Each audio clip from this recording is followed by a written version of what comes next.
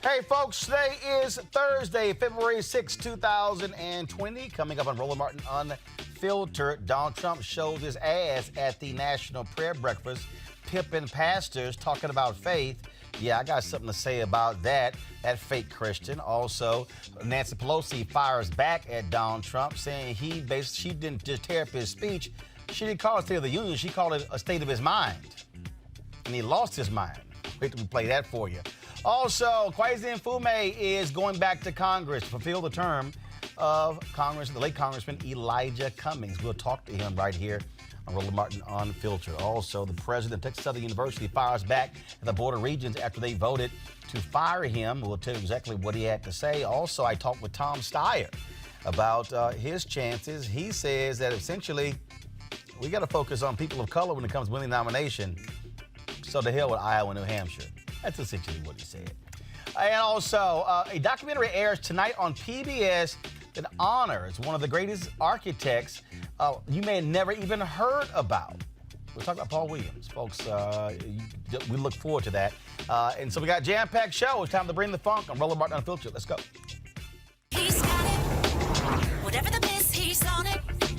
Whatever it is, he's got the scoop, the fact, the find. And when it breaks, he's right on time and it's rolling. Best believe he's knowing. Putting it down from sports to news to politics. With entertainment just for kicks, he's rolling. It's on go, y'all. It's Roland Martin, Rolling with Roland now. He's funk, he's fresh, he's real, the best, you know he's Roland Martin now.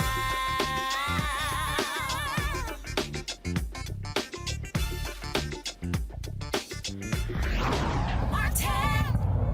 After a number of inmates have died in the Mississippi prisons, the Justice Department announced that they are opening a civil rights probe into the state's penitentiary system. The department's Civil Rights Division says it will examine conditions at 4 Mississippi prisons, including the state penitentiary at Parchman, where a prison riot broke out in December after an inmate was killed. Since December's riot, 15 inmates have died in Mississippi prisons. Officials say 2 of the deaths were apparent suicides by hanging, and many of the others are thought to be gang-related killings. Well, that's according to the officials. The Mississippi Department of Corrections says 29 staff members have also been assaulted over the same period. Joining me to talk about this is Sharon Brown of the Mississippi Prison Reform Coalition. Sharon, how you doing? This is Danielle Holmes with the Mississippi Prison. Okay, Danielle, how are you? Doing great. So obviously, look, you guys had the protest more than a week ago. Then, of course, the governor then comes out and says, hey, enough is enough. Now you have this announcement by the Department of Justice. It seems that all the attention y'all have been putting on this is paying off. Well, we thank God for the pressure that is being applied, and now individuals, lawmakers are beginning to pay attention. But as it relates to the Department of Justice and our now sitting governor, Tate Reeves, this information isn't new to them, right? The conditions at Parchman are decades of systemic issues that have gone unattended. And so while many may deem this as a small victory, as we would declare it, is nothing new. And the Department of Justice has known for years the condition of Parchman. The SPLC has filed lawsuit, has asked the Department of Justice to investigate. The MacArthur Center for Justice here in Mississippi has asked the department for an investigation. And now when the inmates have courage, those that are incarcerated had courage enough to begin to expose their situation. And now the world knows the conditions and the inhumane and cruel and unjust treatment of the those incarcerated. This is now what we're getting, bits and pieces. It's still not what we're demanding and asking for, but we're just not happy-go-lucky today because the Department of Justice has decided to launch an investigation because they've been sitting on this information for years. Obviously, because they have to now actually visit there, they're going to have to see those conditions, but we'll see if Mississippi tries to clean those things up. But all those videos that have been shot are going to play a huge role in collection of evidence as well. Absolutely. Well, we're certainly going to keep covering this story. And look, y'all done a great job thus far, and we'll certainly keep that up. Thank you so much. All right, want to go to my panel here in D.C. We, of course, are joined by Erica Savage-Wilson, Savage Politics Podcast. Of course, Dr. Greg Carr, Chair, Department of Afro-American Studies, Howard University, and Reese Colbert, Black Women's Views. And so, look, this is where pressure matters. This is where shining the attention plays a huge role in what people need to understand. Protest has purpose. Absolutely. And for those people that say that it doesn't matter, this is a great example why. And then also thinking about inmates who actually had cell phones so that they were able to capture the video footage. Could you imagine that a population of mostly Black and brown people reporting abuses, talking about different things that are happening and not being believed, as they've not been believed for decades? Right. When I think about Parchment, I think about its proximity to Angola, which is essentially a large plantation. And I think about the Black bodies where they are still reenacting moments of slavery where you have a white man mounted on a horse ensuring that those people that are incarcerated are doing the work, which is still picking cotton. They are working the land. Right. And so I know Tamika Mallory and her Justice Coalition has been doing things around this. And this is another reason why it is important to engage in your local politics. We're talking about a Republican governor of a state with a significant Black population. Right. People have to understand that their engagement matters on the local, state, and federal level because they need to see governorship at that level, executive level, that's reflective of the people that reside within that state. Absolutely. Yeah, I agree with everything you said, Erica, and I would just add that, well, continuing along that vein, these young sisters in particular, I think about Rukia Lumumba, who graduated from Howard Law School, whose father was the mayor of Jackson, Mississippi at one time, whose brother is now the mayor. I mean, these young sisters are working electoral politics, but they're also organizing outside of it. And of course, that's a Mississippi tradition. Mrs. Hamer was beat mercilessly in one of those prisons. In fact, Parchment, you know, I think about Kwame Ture, Stokely Carmichael, incarcerated there. I was in Chicago finally on Friday night, the night before Black History Month kicked off, having a conversation around Black history. And a lot of people in Chicago expressed concerns for what's going on in Mississippi because that's the reverse migration pattern. Right. Some of these youngsters down there who are now being treated this way, these young brothers in particular, actually it's a reverse migration. They left Chicago going back down there looking at whatever they're into or not into, but they should not be treated that way because their bodies are counted toward electoral politics. They're counted for forms of representation, but at the end of the day, Mississippi is too Black to allow these white supremacists to continue to hold elective office. We got to register to vote. We got to go in here and break the back of this. That's right. Right, and actually, Mike Espy, a Black man, is running for U.S. Senate. I mean, obviously, that doesn't necessarily solve the problem at the local level, but that's an example of how representation matters. And, you know, in the Senate, they have jurisdiction over the DOJ in some, some regards.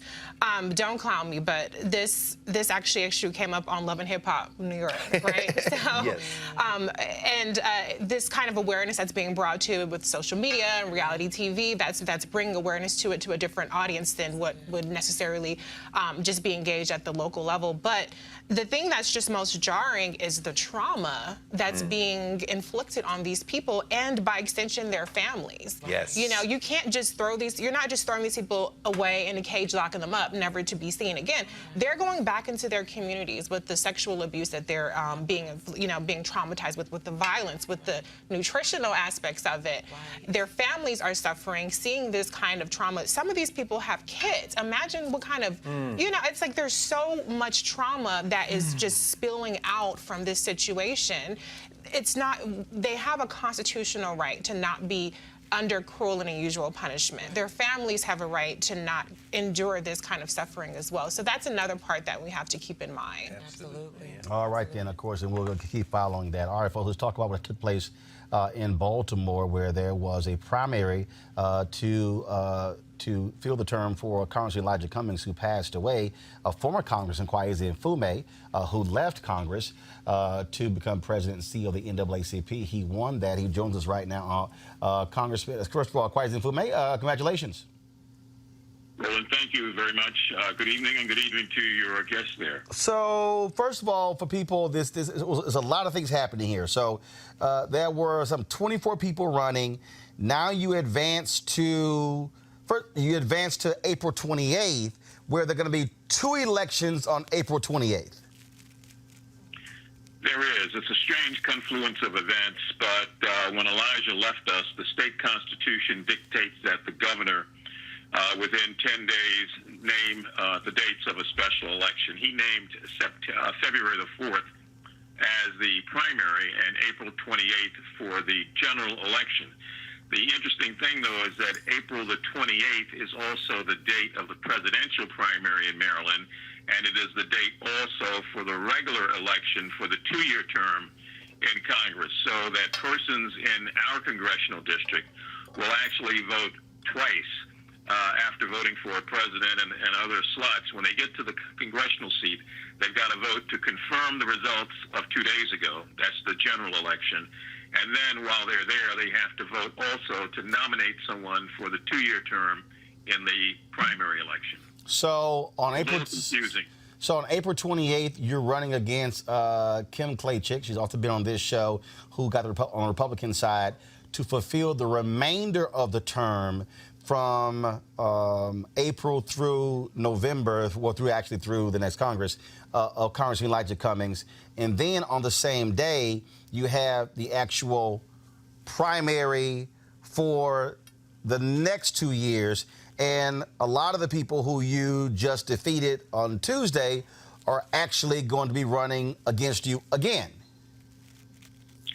Yeah, it's almost history repeating itself. When I was asked by Merle Evers, the widow of Medgar, to leave my congressional seat and to step into trying to help the NAACP, which was $4 million in debt at the time, I thought about it, I prayed on it, I decided that I would step out on faith. I called Elijah and asked him if he would run for the seat. He decided to run, got elected, and gave us 23 great years of service. But interestingly enough, in that special election, like this special election, there were 23 candidates that he had to run against. And the similarities are striking, but, you know, it's the process. It's what you have to go through to constitutionally qualify. And so we're going to have another election on April the 28th, but in the 7th Congressional District, as you just stated, there will be 2 elections for voters. And of course, one of the folks you beat, she came in second to you, Congressman Cummings' widow, Maya Rockamore Cummings, and she also says she is going to be running again on April 28th. Democrats hold a 4-1 advantage in this congressional district. Many believe that you are essentially a shoo-in to beat Kim Klachik, who really got some attention when she shot this video of some trash and housing conditions in Baltimore, and Donald Trump, he then pushed her video out there as well. And so what argument are you going to make, obviously, why you should return, or you should fill the remaining months of Congressman Cummings' term, as well as winning a 2-year term? Well, I believe that you place strong leadership with strong leadership. And in this case, Elijah's sisters are with my campaign. His daughters, as you know, endorsed someone else who may or may not be on the ballot. But his sisters are with me, and he's been a friend for 42 years. My real issue here is that we've got to find a way, meaning we in the 7th Congressional District, to look at everybody and to determine what's best. I don't take anything for granted. Every time I hear the word shoo-in, I run away from it. I fought for everything in my life that I've ever had since I was walking the streets of Baltimore as a member of a gang and running around homeless without a high school diploma or anything else. So for me, it's fight for what you believe in, and I'm going to do that. I think in terms of Ms. Klachik and I, the contrast is clear. She's an ardent supporter of Donald Trump. I am not. She believes that there are certain ways to govern from a perspective that is closely aligned to his. I do not. She, in my opinion at least, will have an opportunity to go before voters and to make her case. I've been making my case all my life in this city. The people know me, I know the community, and the community knows me. And I think at the end of the day, Roland, people are going to vote their gut, they're going to vote their heart, they're going to vote what they know to be true, and they're going to vote for people who they see as persons who's always been with them. All right, then. Well, Kweisi Mfume, we surely appreciate it. Good luck, and I'm sure we'll be having you back on and others as we get closer to that election. Okay. Thank you, sir. I All right, appreciate it. thanks a bunch. Got to go to a break, folks. When we come back, we're going to talk about redistricting as well as in Virginia. We'll talk about Donald Trump acting a complete fool at today's National Prayer Breakfast. All that next. Roland Martin Unfiltered. You want to check out Roland Martin Unfiltered? YouTube.com/Roland S. Martin. And subscribe to our YouTube channel. There's only one daily digital show out here that keeps it black and keep it real. It's Roland Martin Unfiltered. See that name right there? Roland Martin Unfiltered. Like, share, and subscribe to our YouTube channel. That's youtube.com/Roland S. Martin. And don't forget to turn on your notifications so when we go live, you'll know it. You want to support Roland Martin Unfiltered? Be sure to join our Bring the Funk fan club. Every dollar that you give to us supports our daily digital show. There's only one daily digital show out here that keeps it black and keep it real. It's Roland Martin Unfiltered. Support the Roland Martin Unfiltered daily digital show by going to RolandMartinUnfiltered.com. Our goal is to get 20,000 of our fans contributing $50 each for the whole year. You can make this possible. RolandMartinUnfiltered.com. All right, folks, join Dr. Jackie Hood Martin as she engages others to think like a leader. Are you looking to enhance your leadership or that of your team in 2020? Well, you can join her newest online course and mastermind group, How Successful People Think. She'll be your guide as you learn timeless leadership principles to apply to daily living. The offer expires February 28th. To register, go to www.livetolead.com/Leesburg. That's LIVE number 2, LEAD.com/Leesburg. Folks, voting rights advocate Philip Thompson and former Virginia delegate Michael Futrell have formed the National Black Nonpartisan Redistricting Organization ahead of the Virginia legislature's vote on a proposed constitutional amendment that would end gerrymandering in the state. The ballot measure would transfer the power to draw both congressional and state districts to a 16-member commission composed of 8 legislators and 8 citizens. Philip Thompson joins us right now to discuss this. Philip, glad to have you here. Obviously, gerrymandering has been a huge issue. We've seen this in North Carolina. We've seen it in Pennsylvania, in Michigan, all across the country. But you've also seen it where you've had ballot measures. In Michigan, they had one, and then the Republican legislature tried to essentially say, well, we can ignore that from what the voters decided. And so, I mean, that's sort of some of the games Republicans have played across the country when it came to these constitutional amendments. Roland, that's why our effort right now is focusing in on attempting to get in a constitutional amendment, to get this as a constitutional amendment where no matter which party comes in, they can't mess with the vote. They can't change the district and they can't change the process. And so we jumped a big hurdle today with some of the legislation where, you know, some of the opposition to this constitutional amendment came from the Virginia Black Legislative Caucus. Well, I mean, everybody has their ideas. I think they were feeling like there wasn't enough African American, going to be enough representation, but I don't know how they would reach that part based on how the commission would be structured. Right. I mean, first of all, it's going to be 8 legislators and 8 citizens. Who picks the citizens? A group of legislators would pick citizens. They would propose citizens, and one of the concerns is that with this is that if the commission could not come to some sort of conclusion, then it would go to the Supreme Court. So Senators Lucas and Locke, 2 African-American state senators, proposed some implementing legislation that would set criteria for how this could be reviewed, how the process would move forward. That it seemed today the House kind of jumped in on and supported the same legislation. We're also down there, we're working on the prison gerrymandering issue, which is extremely important, where these people that are incarcerated in towns outside of where they're from are being counted as citizens of that town for census parts. And now we've got the legislation is kind of working in tandem to deal with the nonpartisan gerrymandering, and also with the prison gerrymandering. So I think we're making progress, but we've got some votes coming up. Constitutional amendment was passed last year. It went through, I think, 39-1 in the Senate, 85-15 in the House of Delegates. So now there is a move, since the Democrats weren't in control, that some of them are waffling a little bit on this. And what we're trying to do is provide an African-American voice on this. Is important because the constitutional amendment for the first time includes language straight out of the Voting Rights Act and puts that into the Virginia Constitution, which we think is highly important. So, again, to your point, you have Democrats who are saying that the original proposal, which came under Republicans, is flawed because it did not have language dealing with minority representation. And now you got Republicans who are saying, well, Democrats are really scared because now that they're in power, they really don't want to sit here and change the districts. There is some concern in that direction that people feel like now that they're in power, they can. One of the concerns here is having legislators pick the people who they want to vote for them. And what we tell African Americans, I think some of them are feared because some of their districts are heavily minority. They're packed. And so now these districts their minority representation could shrink where they have to run. Now, I live in Northern Virginia. All of the African-American representatives in Northern Virginia have to run in non-majority African-American districts. And they compete. I live in Loudoun County. Our head of Board of Supervisors is black, and even the vice chair of the Board of Supervisors is black. And Loudoun County is nowhere near a majority. Well, this is look, I remember having Cornell Belcher on my Washington Watch show years ago, and we talked about this here.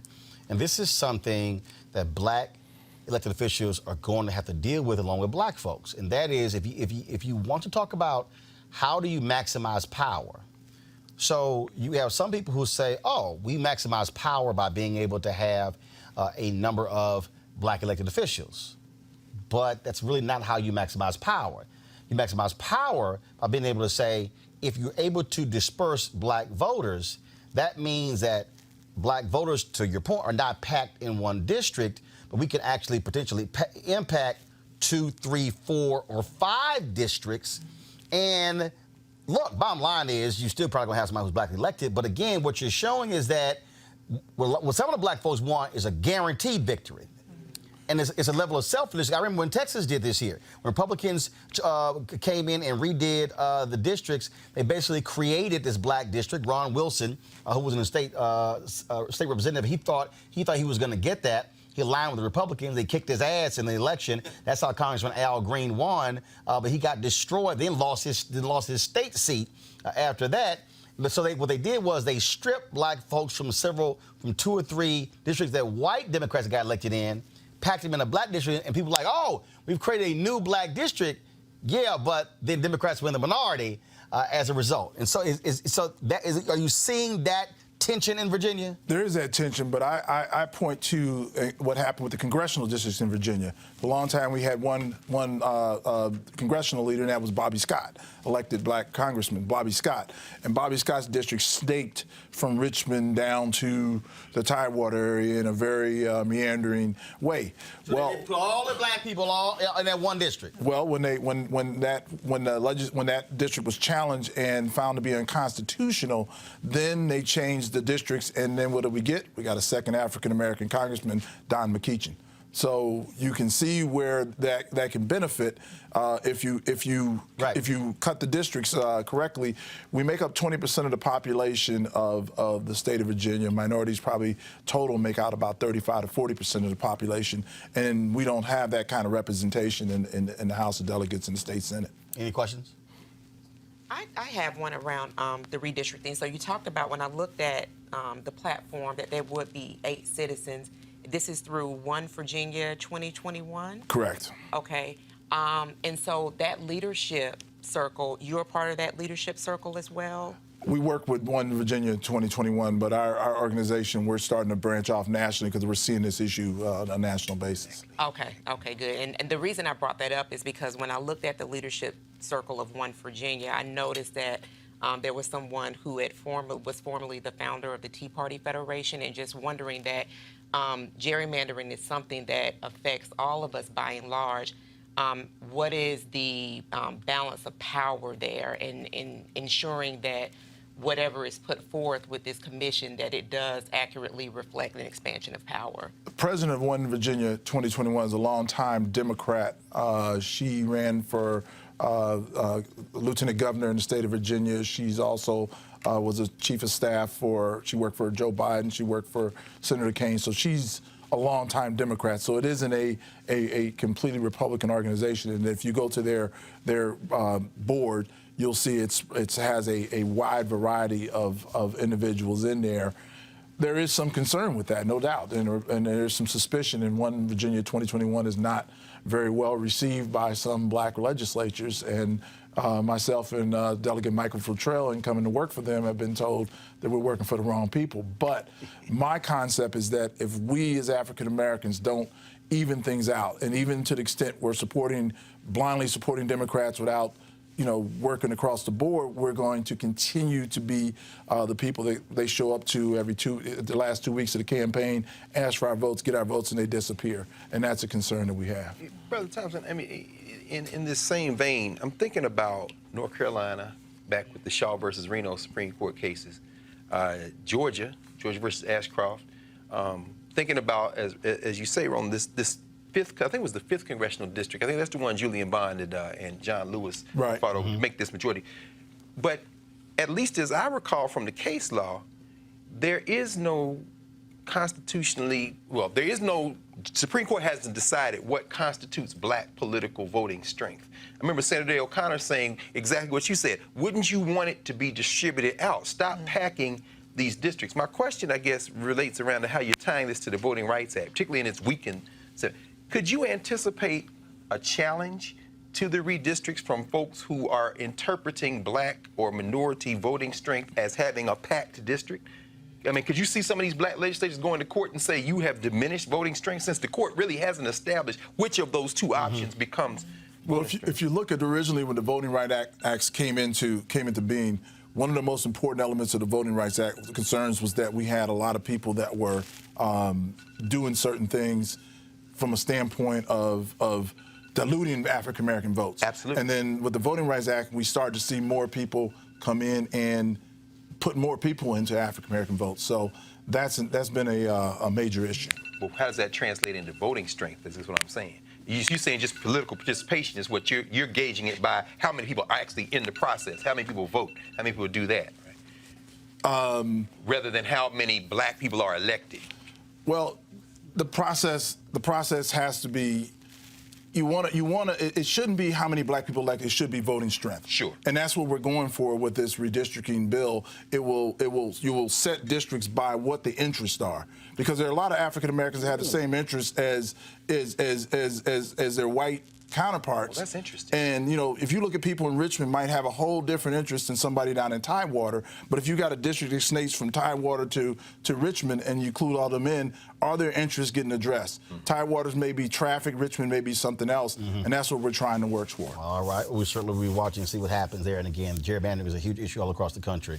So, Philip, we appreciate it. Thanks a lot. All right, folks, Democratic National Committee Chair Tom Perez is calling on the Iowa Democratic Party to immediately recanvass Monday's caucus vote after days without a final count and growing concerns about inconsistencies found in the data. He tweeted this, quote, "Enough is enough. In light of the problems that have emerged in the implementation of the delegate selection plan, and in order to assure public confidence in the results, I am calling on the Iowa Democratic Party to immediately begin a recanvass," which is basically a double-checking of the vote.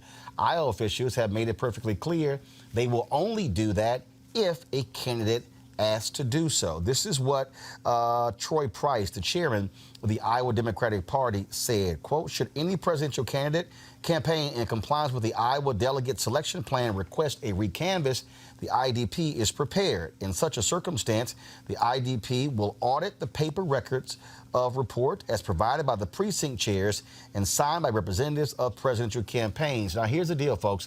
Today is Thursday. The caucus was on Monday night. 97% of all have been reported. Where the hell are the other 3%? Y'all, it's Thursday. And here's the deal. Pete Buttigieg, who gave a victory speech that night, his lead is 0.1% over Bernie Sanders. Both of them are tied with delegates, but Sanders is claiming victory because he got 6,000 more votes than Buttigieg. It's all kind of drama taking place. Frankly, Reese, Iowa to me is irrelevant. I say the presidential campaign starts with New Hampshire. Well, I think it's relevant in the sense of fundraising, because right now, the news was out today about Elizabeth Warren. She's canceled $500,000 in ad spends because she didn't get the fundraising boost that she needs. So there are legitimate implications out of the IRA. Right. But the results are kind of water under the bridge right now. The damage has been done for some campaigns, and the boost has been, essentially realized so much for Pete Buttigieg in particular. So I think that this move from Tom Perez, I think it's more of like a cover your ass type of move, but it really undercuts him because most people don't understand the distinction between a state, party running the elections versus the national convention. And people, it was trending, hashtag Tom Perez resign. And so I think as a leader, he should have, instead of undercut the results, he should have tried to restore, faith in. Well, but see, here's the problem, though, Greg. There are inconsistencies. You have individuals who are reporting who took screenshots of the actual paperwork and posted it on Facebook and Twitter, and they're seeing different results being reported by the Democratic Party, and they're saying, wait a minute, this was actually our caucus here. So I think what Perez is actually saying, you need to do a recanvass to go back and double check because you have these inconsistencies that are out here. And that's why I'm saying, hey, y'all about irrelevant, the fact that here we are, tomorrow is Friday. Yeah. And 3 days later, and not only that, only 170,000 people turned out. Right. But okay. Yeah. And Sanders won that popular vote by 6,000, at least where we are now. I agree with you. I think, I think that Perez is trying to cover his ass. But here's the problem, though. The rules that are in play now were put in place at the insistence of the Sanders campaign from 2016. And so I think a silver lining in this is that it is revealing what was probably already there and always there. Right. And since the Republicans have no interest in counting all votes, what we now are having a conversation about is the integrity of the voting process. This might be the way we get to that conversation. Only other thing I would say is you're absolutely right. New York Times is reporting in the hour since we've been here, since we came to the set. They've reported at least 100 errors. They've reported to the Iowa Democratic Party. And the party is beginning to, you got votes for Tom Steyer. You got votes for, what's the brother from Massachusetts? Deval Patrick, Andrew Yang. Exactly. And so the number of delegates, just because Pete Buttigieg has a 0.1% lead, that's in the delegates. That's not the number of people who showed up. And it's a three-step process. First of all, you come in, you declare who you're for.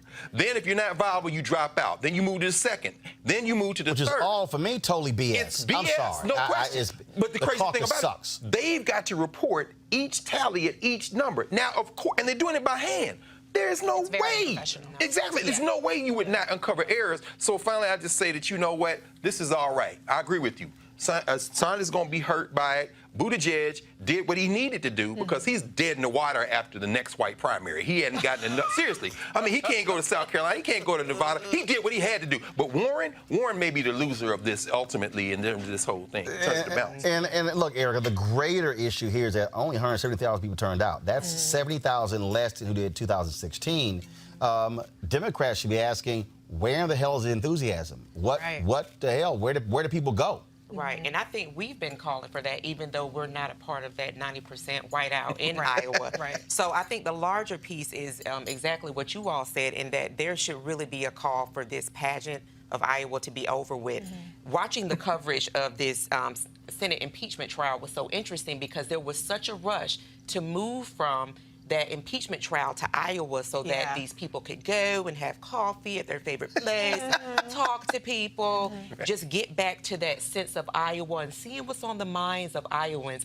And a lot of what the little coverage I did actually dabble into is people were still undecided. There were some people that were still making up their mind on the day of the caucus. So honestly, this is, I think, more than enough reason to do away with this and to really get to the meat and potatoes of what we're going to be doing. But you also still have some issues that are going on. First and foremost, if you are Joe Biden, we're like all hell.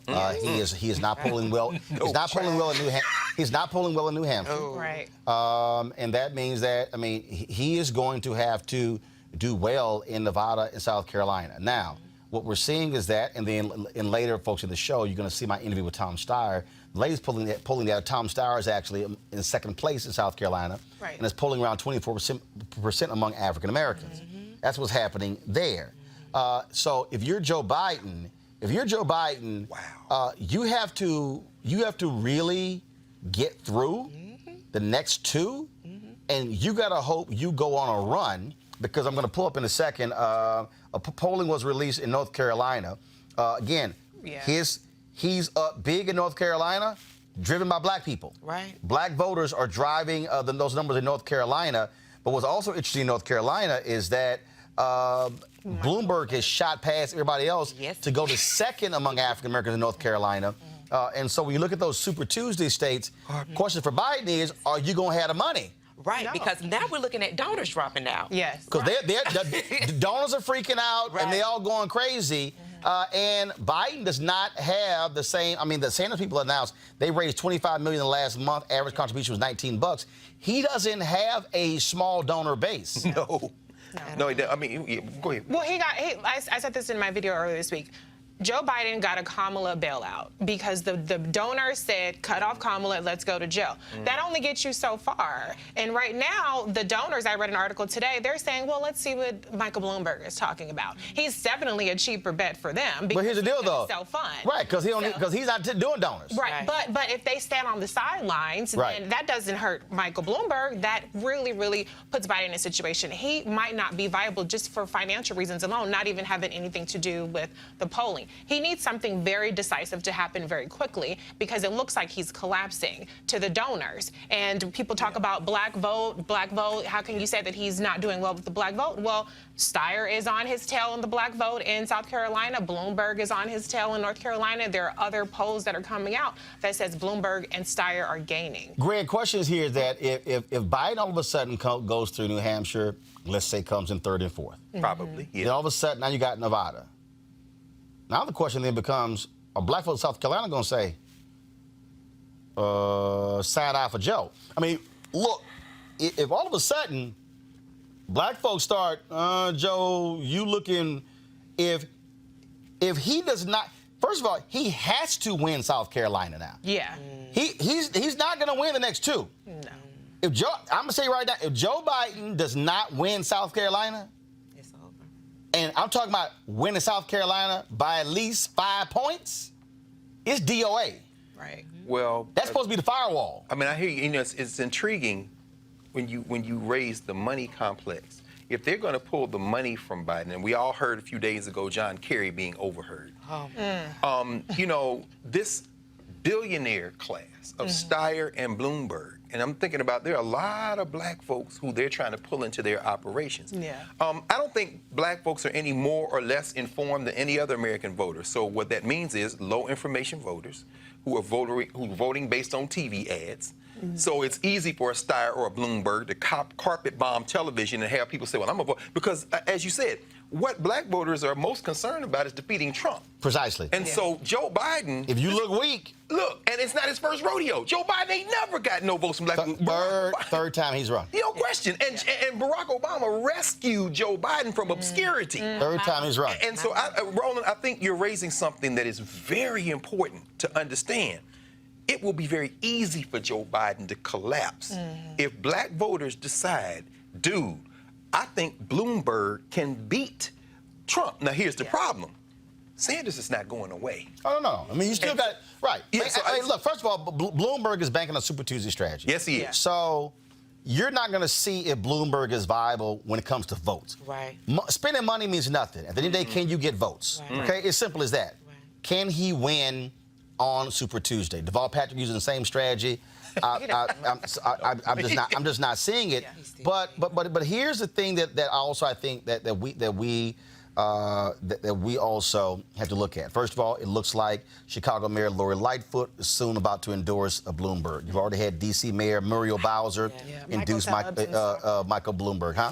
Michael Tubbs in Stockton. You got Tubbs. You also have, of course, you also have Steve Benjamin in Columbia, South Carolina, who endorsed Bloomberg early on. Intriguing. But here's the thing with Joe Biden, and I'll be real clear.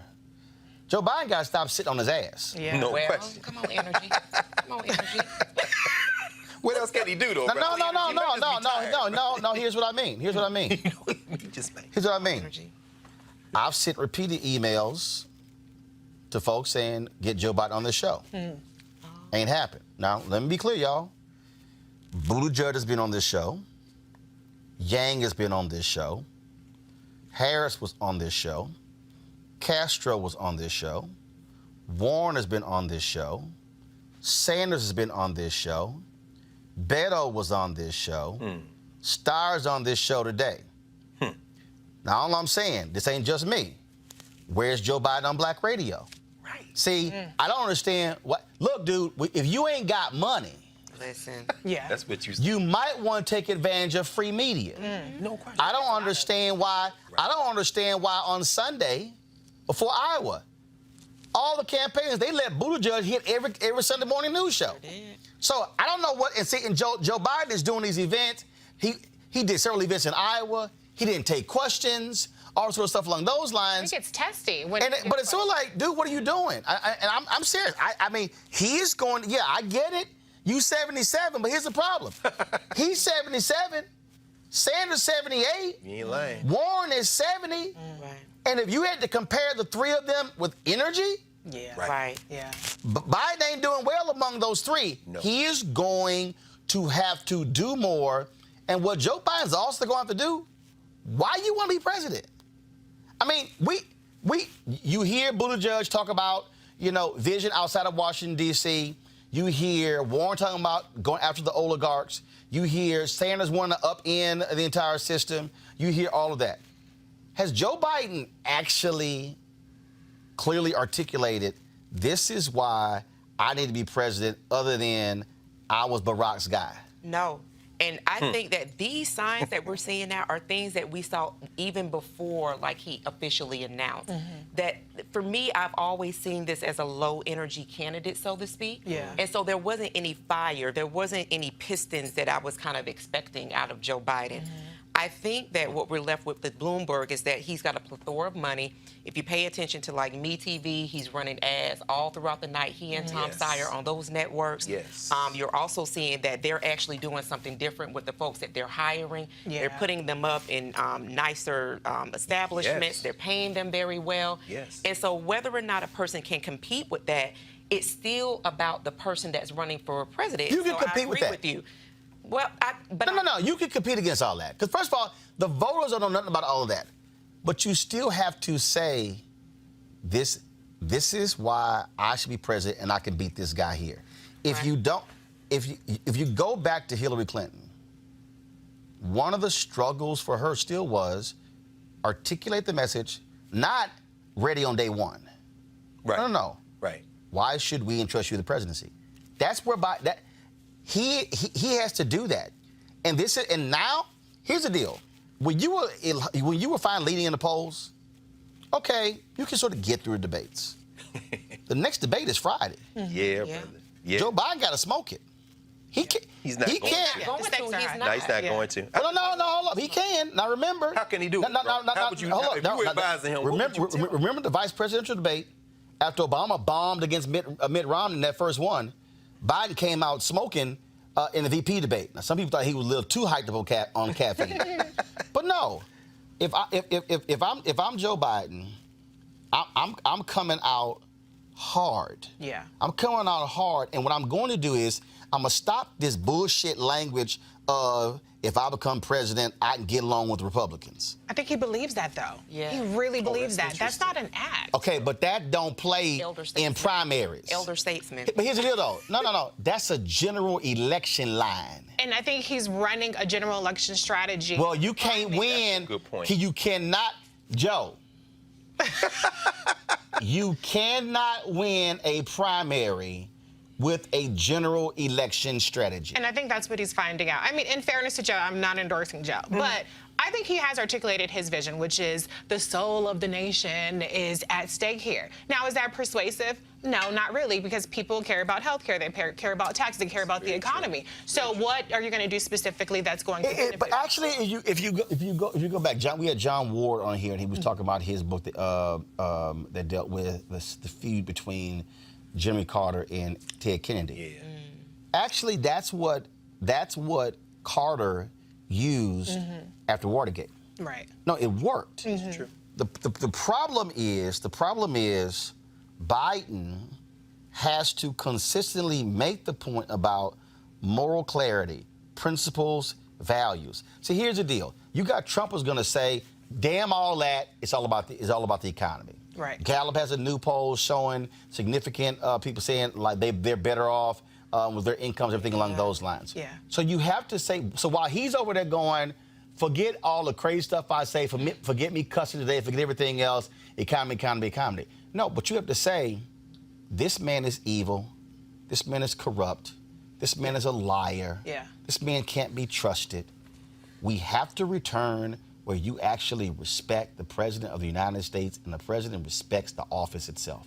Well, I'm going to say something controversial. You can make a higher standing, but I'm going to say something unpopular, and it's something that nobody really wants to admit.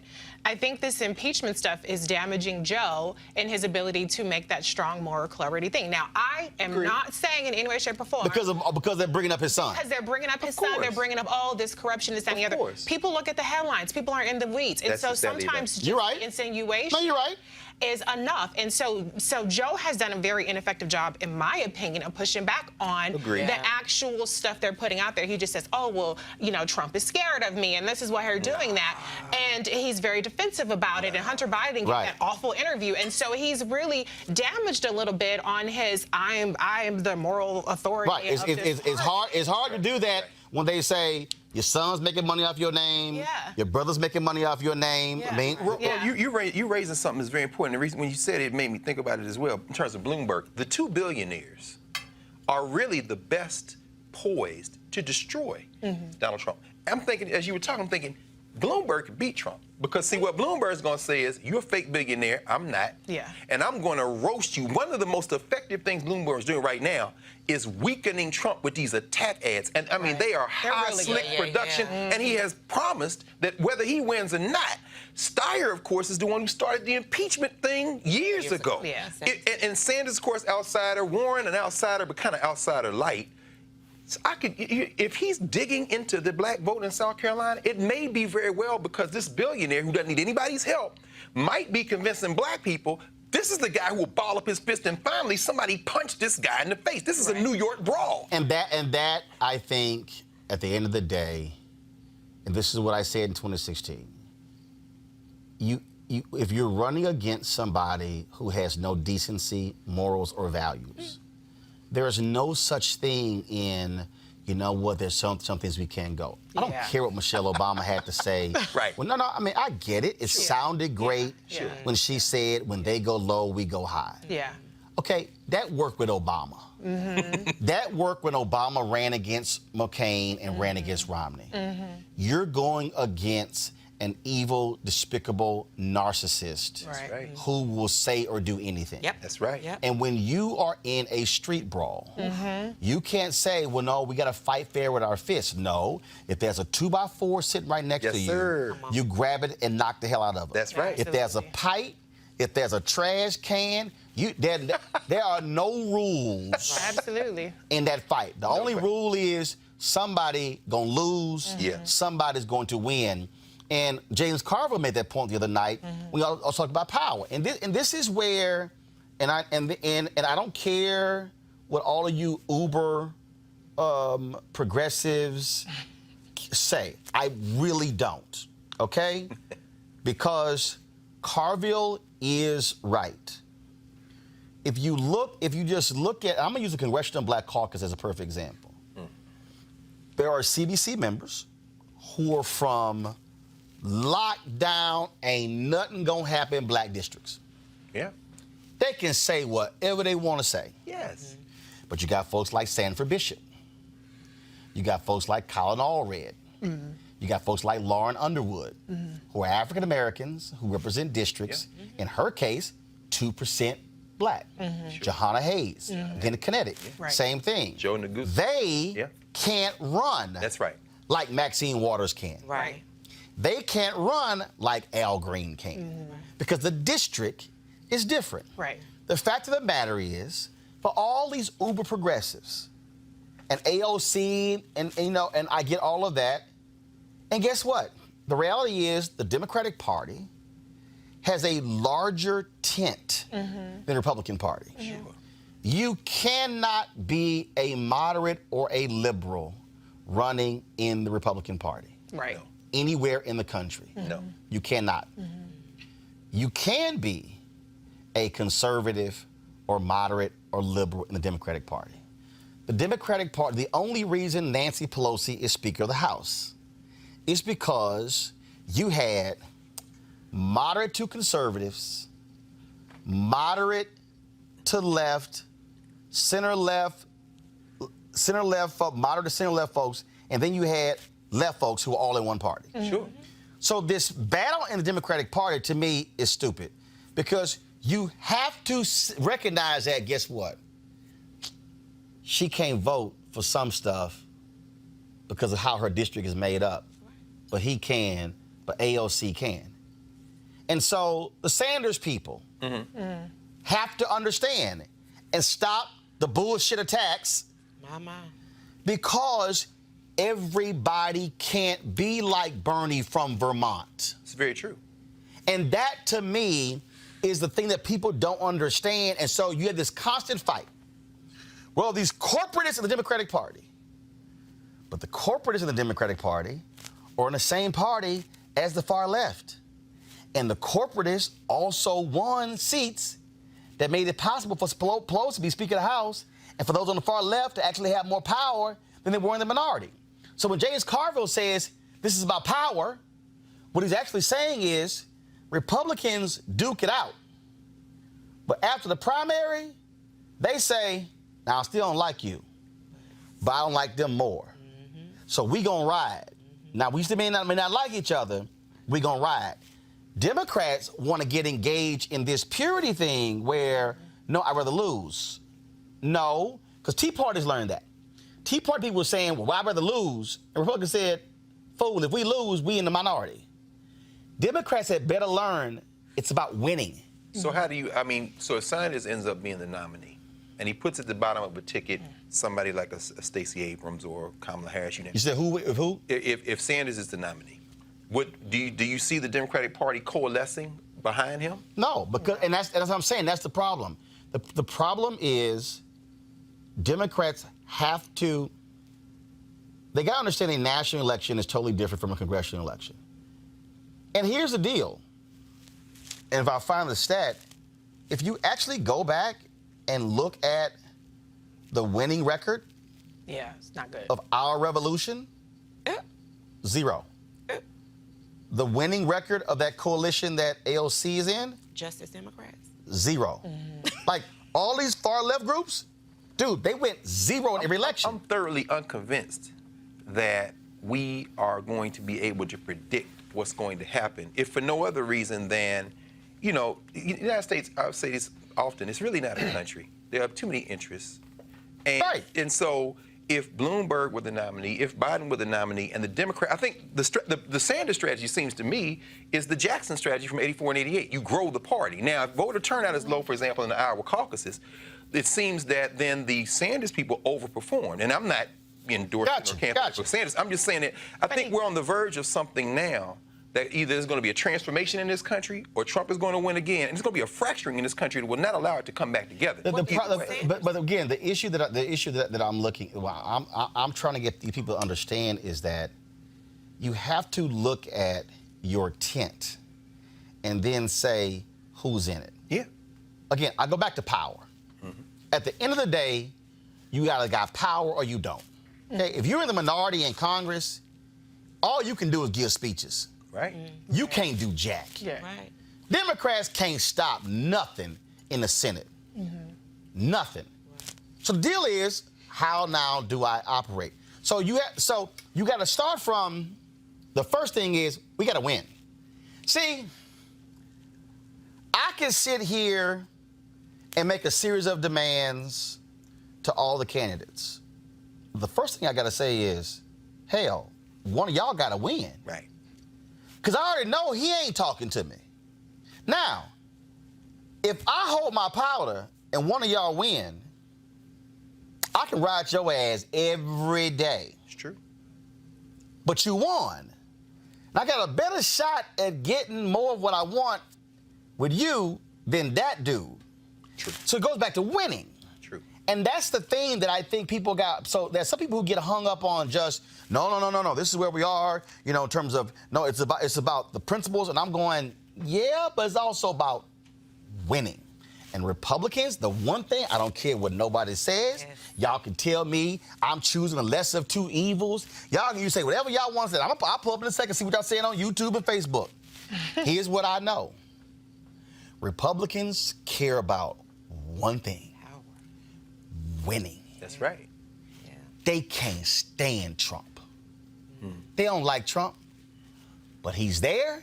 And they gonna ride, like Martin Lawrence said, they gonna ride his ass till the wheels fall off. And the wheels are very close to falling off. But they don't care because their whole deal. They don't care. Because their whole deal is we don't know how long this gonna last. Not much longer. But we gonna sit here and rule with an iron fist. I agree with you. And Democrats would rather sit here and engage in ideological back and forth. So, and I'm like, but you ain't won. Are you saying that? I mean, I'm just trying to understand this. When the largest group of voters in this country are the ones who don't vote, Right. are you saying then that we must, thinking pragmatically, view the country as it is rather than the country as we would like it to be? Because the Republicans don't have a tent. They've got a narrow little white supremacist patriarchal slide that is enforced by this regional electoral college-based thing. They lose the numerical majority every year. By that logic that you're articulating, and I'm not disagreeing with it, I'm saying if that is the vision, that we have to shrink this experiment, this settler state, to this notion of pragmatism and winning, it seems that among the candidates now, it may only be the billionaires, Steyer and Bloomberg, who can really wage the war. Because any other coalition you're talking about I don't necessarily. I don't know. Here's the deal. For me, what it comes down to is, I'm not wasting my time in any of these polls. My whole deal is, Bloomberg has to prove he can win. See, you can poll great right now. Sure. Again, let me remind people, the polling data showed that it was 4 people who were tied at the top in Iowa. Not the unreleased CNN poll. The results. No, that last one. That last so one. As you get closer, they do get. Right. No, but what I'm saying is, for all that time, right, all we heard is that Biden, Sanders, Buttigieg were anywhere between 21 and 24. Okay? It comes out, Biden's around 15% in Iowa. The point I'm making is, I don't care about the polls. I need to see you win. Right. So I'm not making any judgment on Bloomberg until I need to see if he can win a state. See, Rudy Giuliani ran the same strategy, and he didn't have Bloomberg's money, but he said, forget the first few states, I'm going to focus on Super Tuesday, and got his ass waxed. He focused on Florida, got waxed. That's true. So again, Bloomberg has dropped more than $100 million. Yeah. Right. What happens on Super Tuesday if he doesn't win North Carolina, or Florida, or Texas, or Ohio, or any of the Super Tuesday states? What that shows me is you got a lot of money, but you didn't win a state. You still got to prove to me you can actually win. But the point I'm making is, all these people, I am following people who are saying, I will never vote for Pete if he wins. I will never vote for Sanders if he wins. And I'm sitting there going, but here's the problem. That is a problem, brother. Right. Here's the problem with that. Only 2 people are going to win. Come on. Right. And y'all can sit here and say, but I can't stand. No. I get all of that. Tell them about the judges again, Roland. Well, no, I'm going to play it in a second. Almost Today, 200. Today, Good. Donald Trump thanked Mitch McConnell and said, we put through 191 judges. Come on. Yesterday, after they acquitted Trump, McConnell came to the floor. We were going to move 5 more. Yep. My God. So, see again, though, it's all of this. And all I'm saying is, I can be pissed off with a candidate and they followers.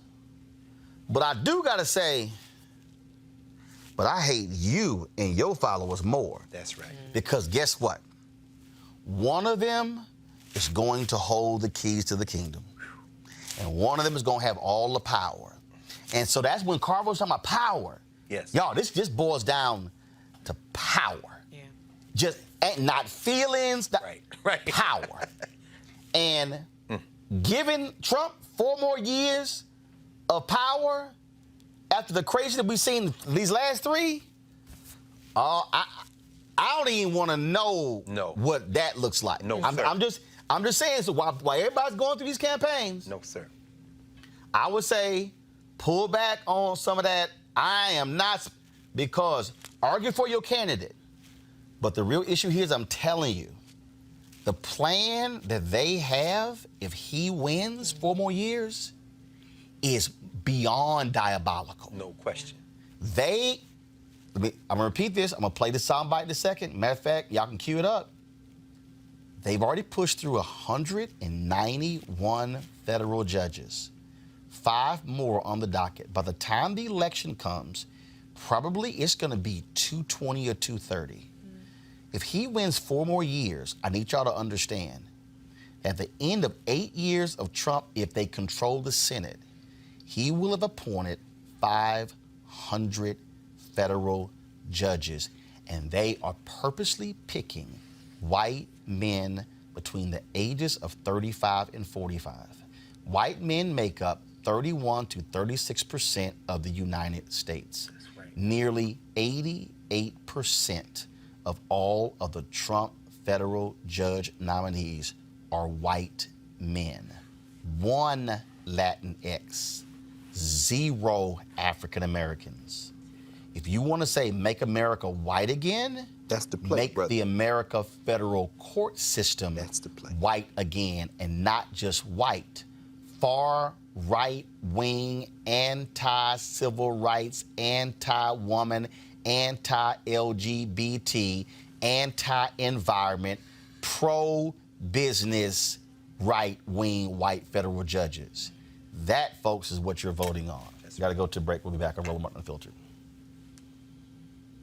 You want to check out Roland Martin Unfiltered? YouTube.com/Roland S. Martin. And subscribe to our YouTube channel. There's only one daily digital show out here that keeps it black and keep it real. It's Roland Martin Unfiltered. See that name right there? Roland Martin Unfiltered. Like, share, and subscribe to our YouTube channel. That's youtube.com/Roland S. Martin. And don't forget to turn on your notifications so when we go live, you'll know it.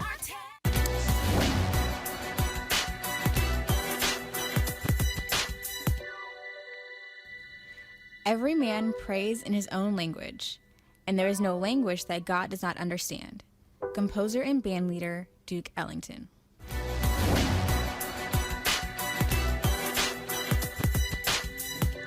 Let me go ahead and say this. All y'all dumbasses on YouTube right now talking about, oh, they're cheating Bernie. They remind you what Greg said. The rules, Bernie's people fought to keep the caucuses. They fought to keep the caucuses. Okay? So I need y'all to shut the hell up with all that BS about who's cheating. Because see, that's also part of the deal. Any of you dumbasses who are advancing this whole deal of, oh, they're cheating Bernie, do you know what you're doing? You're doing the work of Donald Trump. Yeah, come on now. Yeah. You're a surrogate of Donald Trump. That's what you're doing. The reality is the next state, New Hampshire, is a primary. All right? The polls show Sanders is leading. So what then happens? If Sanders wins, do the other campaigns say they got cheated? Y'all see how this works? So y'all run around talking about he got cheated in 2016. No, he didn't. He ignored black voters. That's what happened in 2016. I told you I got receipts. Whole bunch of black media he didn't do. He learned his lesson after 2016. Why is he doing better? Because he had more outreach to black folks in 2020. But if y'all keep running around with that language of, oh, so-and-so getting cheated, you sound like Donald Trump, and the Republicans and the Russians are looking at that, and they're going to run with it, just so y'all know. Today, Donald Trump did the National Prayer Breakfast, and guess what? He had the audacity to pimp all those stupid pastors who were sitting there who tolerated and laughed at his silly ass. This is what he had to say about Nancy Pelosi and Mitt Romney. Put through a terrible ordeal by some very dishonest and corrupt people. They have done everything possible to destroy us, and by so doing, very badly hurt our nation. They know what they are doing is wrong, but they put themselves far ahead of our great country. Weeks ago and again yesterday, courageous Republican politicians and leaders had the wisdom, fortitude, and strength to do what everyone knows was right. I don't like people who use their faith as justification for doing what they know is wrong. nor do I like people who say, I pray for you, when they know that that's not so. So many people have been hurt, and we can't let that go on. And I'll be discussing that a little bit later at the White House. If you are a pastor or a person of faith who sat in that room and said nothing as that fake-ass Christian had the audacity to question somebody else's faith, to question whether or not somebody actually prays for them, then shame on you. That to me, and we all saw the docuseries on Netflix called The Family. Right. Ooh. See, so we know the real truth behind this National Prayer Breakfast. Come on, brother. Right, come on. The real truth behind this National Prayer Breakfast is nothing but a political front. This is not a real National Prayer Breakfast. This is a breakfast for conservative interests, pimping God, pimping the faith for their own political reasons. Right. And woe unto them, because the Bible talks about there being blood on the hands that you can't wash off. And so I'm afraid for them because we are all mortal beings. And the other thing, too, is that there are millions and millions of people that are being led to believe that the way through faith is through power, is through the pockets of people. My father is a pastor, and he reminded me of something when we were talking about, like, what do these things mean, to just kind of give some balance around the intersection of politics and faith. And, you know, he told me, he said, E, this ain't nothing different. This has been going on since before the time and after the time of Christ. What I will say is something that the Bishop, Dr. William Barber, provided in the clarion call that he gave at the emergency convening at the CBC. And if you were not there, you need to go back and watch Roland Martin Unfiltered. They were there, live streamed it. And he talked about this being time to get your ass up, and he did not say this exactly, but get your ass up and start fighting. Yes. It is not time to lay down. It is time to turn down the volume on entertainment, because we can see where people's interests actually lie that do have power.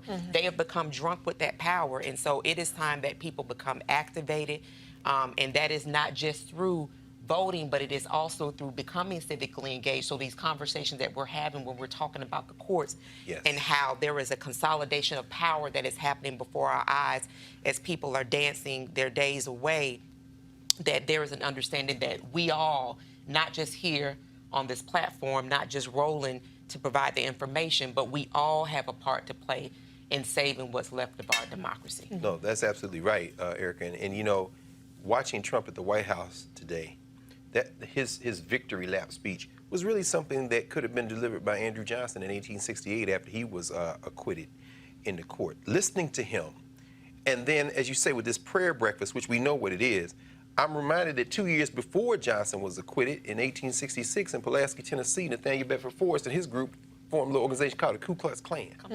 And the core of the Klan belief is their interpretation of Christianity. They are protecting America from the hordes of blacks, and they want to put women back in the kitchen. This is the Klan philosophy. That prayer breakfast could have been a Klan rally. And those ministers, if you're a white nationalist minister, you in the Klan as far as I'm concerned ideologically, because that's what we saw at the White House. Only other thing I would say is this. I was looking for Ben Carson. I didn't quite see him in there. And Tim Scott, Trump shouts out from the podium. And I saw one other brother in there, so let's assume there were three there. Everybody else in there was white. These people are ideologically committed to one thing and one thing only. As Ron said, power, but their power is read through race and white maleness. Their Christianity excludes all of us. If Jesus Christ was here today, he'd be in an internment camp, or he'd be sitting here with us talking about fighting, or he'd be saying what Reverend Barbara's saying. Let us not mistake these people for any type of Christian.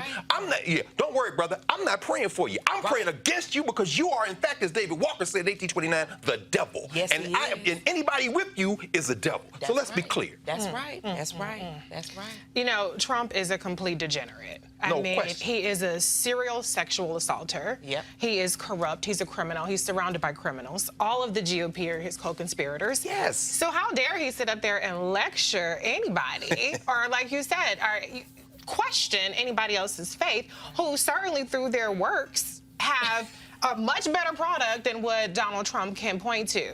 And, you know, speaking of the Klan, they don't even need hoods. Nope. They got Presidential Medals of Freedom at the State of the Union. How about that? So how about that? Yeah. So we got a lot of issues that are going on, and it's all out there in the open, and people are asleep, not woke. And they need to wake up.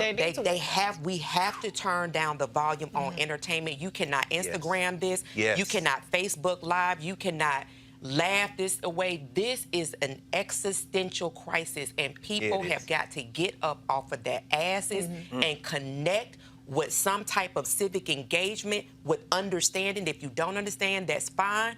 But thinking that these things are just going to go away, these people have their foot on our neck. If you were not born during the civil rights era, welcome to the civil rights era of 2020. And let me just ask, why don't we, I'm talking to black people now, why don't we channel some of that energy that we have against each other? Come on and now. ripping each other apart. Now, I'm not defending Gayle King. No. Let's talk about Gayle King. Ooh, that came for Gayle King. Yeah. And Gayle King, you know, she came for somebody she had no business coming for. But why don't we direct some of that energy, some of that outrage, some of that, everybody's heard about it, but has everybody heard about the Mississippis? What's happening down there? Does everybody know what's happening? No. There's so much that's an immigrant, a person who was a mistaken identity, was shot in the face. My yes, God. 2 people. So we're not directing our energy. We know everything, like you say, entertainment. We know all the Shade Room, Baller, all that stuff. I watch it too. Don't get me wrong. But we're not where we have that swell of energy.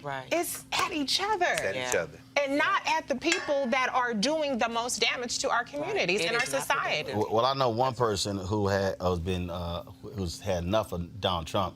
That's Speaker Nancy Pelosi. And she addressed why she tore up that pathetic speech of his on Tuesday night. Yes, ma'am. You often counsel your members to be dignified in their response to questions, take the high ground. Did you step on that message by tearing up? No, I did not. No, I did not. I tore up a manifesto of mistruths. It's very hard for us to get you to talk about the issues that we are working on, HR 3, infrastructure, and the rest. He misrepresented all of that. It was necessary to get the attention of the American people to say, this is not true, and this is how it affects you. And I don't need any lessons from anybody, especially the President of the United States, about dignity. Dignity. Is it okay to start saying 4 more years in the House of Representatives? It's just unheard of. Is it unheard of for the president to insult people there who don't share his view, as well as to misrepresent, present falsehoods? Some would use the word lie. I don't like to use the word lie about what he is saying. So, no, I think it was completely, entirely appropriate. And considering some of the other exuberances within me, the courteous thing to do. Damn, Roland. I mean, when you say 330 million people in this country. Looking at the State of the Union, I'm so glad you said what you said about Rush Limbaugh. I'm watching these 2 ex-frat boys who went to the same prep school, Georgetown, 2 stolen Supreme Court seats, smirking at each other. And then John Roberts, who wants to be, the institutions are so important, John Roberts couldn't even shake Donald Trump's hand. Because guess what? You let this cat out the bag with Citizens United, but now you're seeing coming down the aisle. You're going to reap what you sow now, Roberts, because you've realized your institution may have been damaged beyond saving. You're right, this is an existential crisis. It is. Well, and then, of course, they're so mad at her, and she's like, I'm sorry. Yeah, I tore it up. You know, and then all these people who we need to go after her. Yeah, but this is the same clown who wouldn't even shake her hand. Yeah. Right. So that's why I'm like, I don't want to hear nothing from none of y'all. Talk about what was classless and stuff along those lines, because this man has none. No. He has no sense of decency. And to her point, she also, in that same news conference, she said, you don't give the president your Medal of Freedom.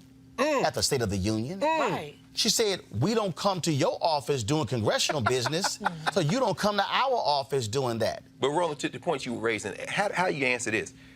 Does what she did the other night, and I'm just saying playing devil's advocate, literally, does what she did the other night hurt Connor Lamb, for example, in Pennsylvania, in those Trump districts that these moderate Democrats... No, here's why.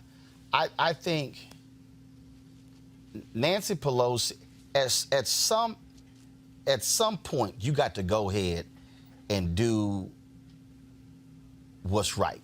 The Doug and what's Jones not thing. what's popular. And I'm going to go ahead, and I told y'all, when I interviewed Nikki Giovanni on this show, and because it's unfiltered, I can go ahead and say this. In 2000, when they were at the Tavis Smiley State of the Black America panel, and then it was her, I think Stanley Crouch, and I think Charles Ogletree was moderating. They asked Nikki Giovanni, he said, Nikki, why do you love Tupac so much? And she said, point blank, somebody got to call a motherfucker a motherfucker. How about That's what she said. Yes, sir. Yes, sir. There comes a point That's true. where you can no longer say, no, I'm going to do the dignified thing. I'm going to go ahead and these are our customs. These are our rules. Her whole deal was like, you know what? No, I'm good with this here. Somebody needs to go Nino Brown on this fool. I mean, that's it. There's a he's holding up the Washington Post, the very same media that he condemns and lamblasts on a daily basis, puts people's lives in jeopardy. You're talking about the trusted travel program has been essentially suspended in the state of New York. Now, when we tie journalists into that, we've had journalists that have traveled to other countries that have had difficulty getting back in the country, that have been accosted, that have had that have experienced those difficulties by Custom and Border Patrol agents. Right. So when we tie that all together, the Washington Post that has democracy dies in darkness has on their front page Trump acquitted. What the hell? And this is what he's using in his bullshit press conference. Yes. Right, but and again though, so what you're dealing with here is this is Nancy Pelosi saying, and then she said, I'm not using the word lie, but that's also to me also part of the deal. That's also part of the con. Yeah. Because the media wouldn't do it. Right. Finally, I remember when Jake Tapper hosted some show, a whole hour on Trump's lies. I'm like. Took y'all almost 3 years. Yep. And that's what I'm saying. I mean, I went on ABC This Week in 2017 saying, he's a liar. Right. No, we don't really know we got to know the motive of the person. We already know the motive. The motive of a liar is to lie. It's to lie. But see, everybody want to dance around this. And I just think she was like, you know what? I ain't here. She said it. We ran the lies yesterday. Had Black Republican Angela standing on. She was all loud and wrong. My God. Mad when I walked through all of the lies. Yeah. I walked through all the lies he said. She couldn't refute it. See, something's either true or it's false. I think it's so much obsession with protocol and pageantry, and you had Donald Trump cussing and fussing in his press conference today. But see, that's why all analysis of the State of the Union. Yeah. Oh my goodness, that was a powerful speech. The optics. Because here's the deal. Y'all need to understand this here. And there's a reason why y'all don't see me on those networks. Because see, I'm just way too real. Right. Y'all need to understand this. Les Moonves, the former head of CBS, said in 2016, Trump may be bad for America, but he's great for CBS. My goodness. He was talking about this. Last report showed that this Fox News is going to make $1.32 billion in profit. CNN around $780 million. MSNBC around $761 million. That, folks, they want the reality show. Right. That's what I need y'all to understand here. So when y'all are watching the analysis, so I'm going to give y'all an example. I was on CNN, and this was the first day Eric Erickson, they had put a press release out, how they had signed him to a CNN contributor, and the first night he was on was a State of the Union. And I never forget, he was sitting at the table over there, I was sitting over here next to David Gergen, And so Eric started talking, and he started saying Obama didn't say this, this, or this. And I was like, what the hell? Now, Wolf Blitz and Campbell Brown were moderating. Y'all, did nobody check them? I was sitting here shaking my head. Then I think it was Wolf and Campbell like, oh, Roland, Eric, Roland disagrees with you. I said, I'm sorry, Eric. Obama said this small business in Arizona. This small business. You just said he did not mention small businesses. I'm sorry, what speech were you listening to? Immediate fact check. Right. See, what they want is they only, to your point, they only want to focus on the pageantry. Mm-hmm. Trump was resolute. He played to the audience. When it came to the Tuskegee Airmen, you didn't hear any of these people on the networks go, y'all notice Trump sat there, had a young black girl, and her mom there said he was going to give her a scholarship. But folks, he tried to cut $1.9 billion from the Pell Grant last year. Come on. See, that's called instant fact check. Come on. But see, they operate and live by the optics. Mm-hmm. Right. So Trump knows that. Mm-hmm. Yes. So Trump's like, he does know that. I'm gonna give y'all ass a show. Yeah. I'm gonna give Rush the medal. Yeah. I'm gonna have a little black girl. Mm-hmm. I ain't gonna salute a soldier. How about that? I'm gonna have one come out and surprise his wife and kids. He used all of the television tricks. Yeah. And the response was amazing speech. Trump was at his best. You did not hear them go, lie. Right. Lie. You didn't hear them go, play this, lie. Play this, that's a lie. Play this, that's a lie. Had they done that, had they immediately said, y'all, we about to play for y'all 17 statements that Donald Trump just gave in his speech, and 17 were lies. Yeah. See, that changes the whole deal. Right. But they only care about the optics. And that's why, sorry to cut you off, but Pelosi played that moment well, because instead of it being a nice little panel about... She said, y'all want an optic? Boom. Got Boom. It. So now that, well, did you step on your message? My message is Donald Trump sucks. He's a liar, and he fools all of you guys every time, and you fall for the bait. So she gave him a different set of bait. And so now, change the subject, because we didn't hear about all those, you know, normally it would be, they love to stretch it out, a 2 or 3 day story. Now the 2 or 3 day story becomes her ripping up the stupid ass speech nobody even cares about. So, went for Pelosi. But by tearing it up, she immediately was saying, I'm sorry. She said that was a state of mistruth. Yeah. She didn't want to say lie. It were lies. Mm-hmm. But folks in the media don't want to go there because, again, it's like it's messing up the whole deal there. That's what you're dealing with there. So, hey, y'all, Austin Texas Southern University President Dr. Austin Lane said he did everything with integrity and honor as president of the university, the nation's second largest HBCU, and that he will be back in 30 days to address allegations made by the Board of Regents. Here he is surrounded by supporters. An investigative board. The board is mismanaging and trying to make sure that they do my job. It's my job to do what I do with my deans and with the provost to make sure that if there are any items that are uncovered, that's what we bring to the board. We get millions of allegations that come into the university all the time, but they have to be uncovered. Allegations are allegations until they're found or uncovered. That's when we bring it to closed session, and they know that. We've done it my whole entire time of being here. So I'm not going to do anything that's going to embarrass myself, my family, my supporters that are here today, my students, my faculty, or my staff. You won't find anything they said today that links anything to me. We'll be back in 30 days with my attorney to dispute every last one of the things that they mentioned in there, including that James Douglas. I don't know where that came from. That threw me for a loop. I don't know what they're talking about with that. But it's clear that they've been spending the last 4 hours trying to negotiate with me and my attorney here for a buyout that we would not accept. Why? Because we didn't do anything. So we'll see you in 30 days.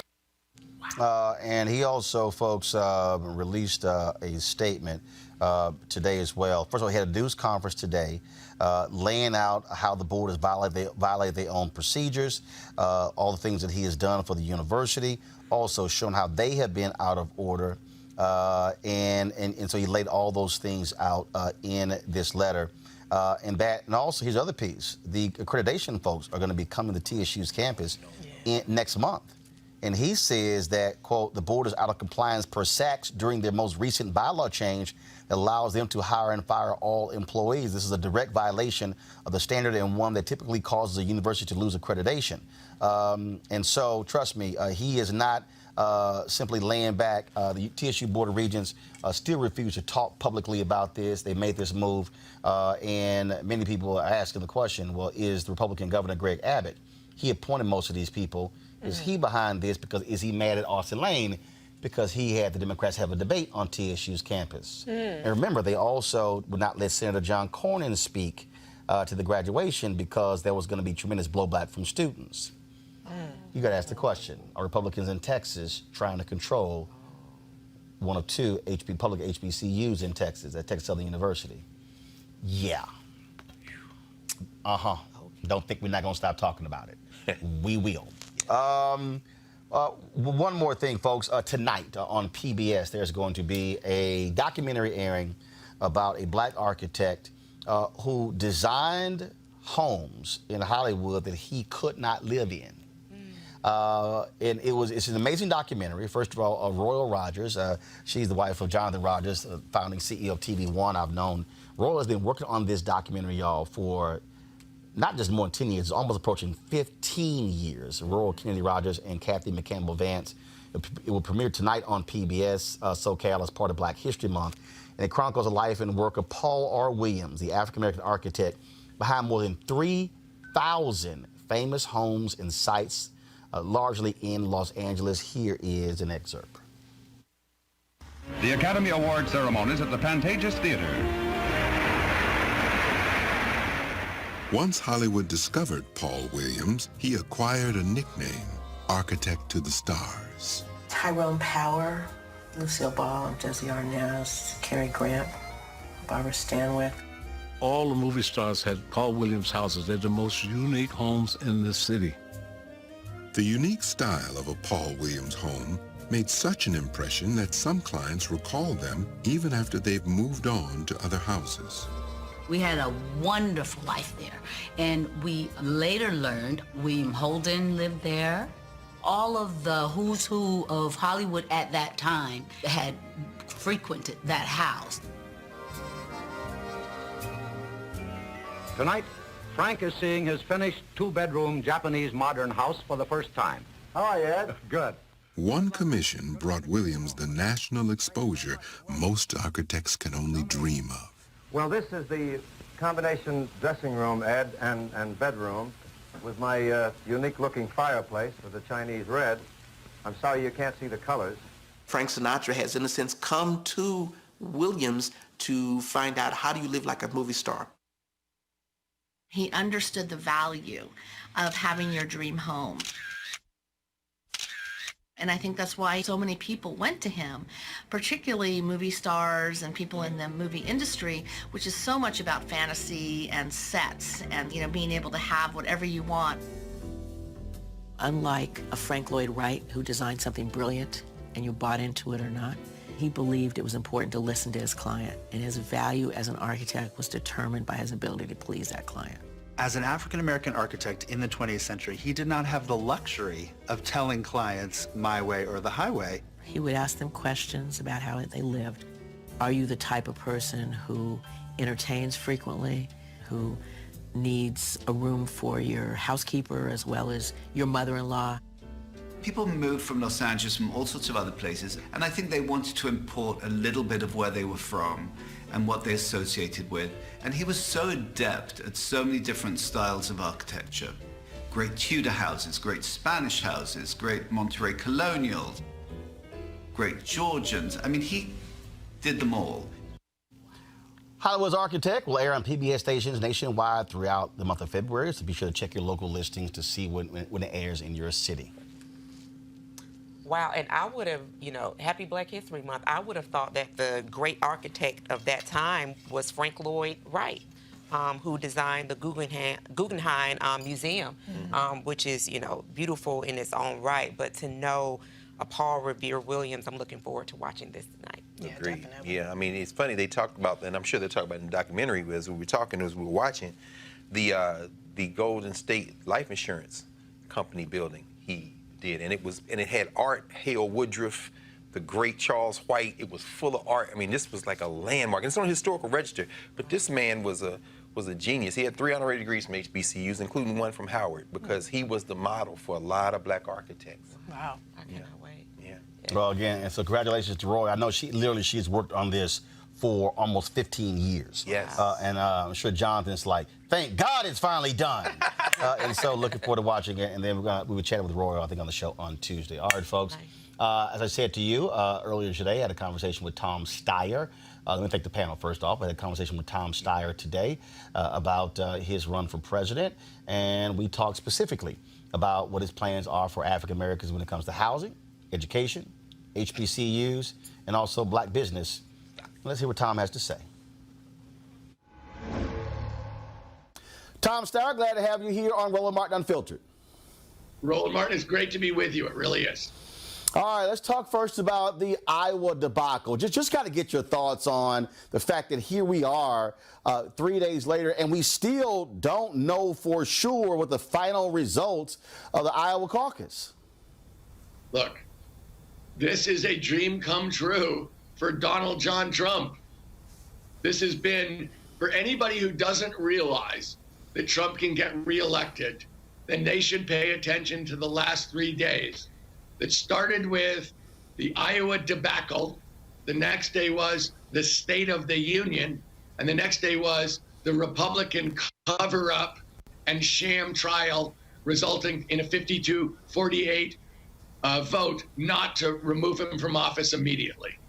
He's had a great 3 days. And for every Democrat who's paying attention, you have to realize we need a presidential contender who can beat him, because otherwise we're going to lose. Well, let's talk about that. We look at the results in Iowa. You did not do so well. What do you attest that to? Was your focus really on that state, or were you looking at some of the other states? Look, we were the last people to get into Iowa. It's heavy on organization. We said we'd organize, we'd show up everywhere, and we did. I'm here in New Hampshire right now, Roland, but we can see that whoever's going to be president is going to have to put together a diverse coalition of Democrats. And that specifically means that whoever is going to be the Democratic candidate is going to have to be appealing and speaking directly to the African American community and to the Latino community. And if whoever the candidate is can't do that, then we won't have the kind of diverse coalition in November of 2020 that can beat Mr. Trump. And so I think every single conversation about this election has to start with the fact that the Democratic Party is a very diverse party. It is going to be led in terms of decision-making by communities of color. And that has got to be considered in looking at every single candidate who wants to represent this party. Well, sounds to me like what you're saying is that with Iowa and New Hampshire being overwhelmingly white, more than 90%, that Iowa and New Hampshire are not representative of the voters across the country, and definitely not the Democratic Party. Well, let me say this. I believe that voters in New Hampshire have got to be thinking about what I'm talking about, Roland. You and I both know that I'm doing very well in South Carolina. I think I'm in second. I get 24% of the black vote specifically in South Carolina. I'm in third place, I think, in Nevada, but moving up every single week. I do very well with Latinos. And so the question people have got to be asking, and that I want to point out, is I believe that the kind of coalition that I'm putting together in Nevada first, and then specifically in South Carolina, is the kind of coalition that's going to be necessary in November. That in fact, this is going to be a turnout election, in my opinion.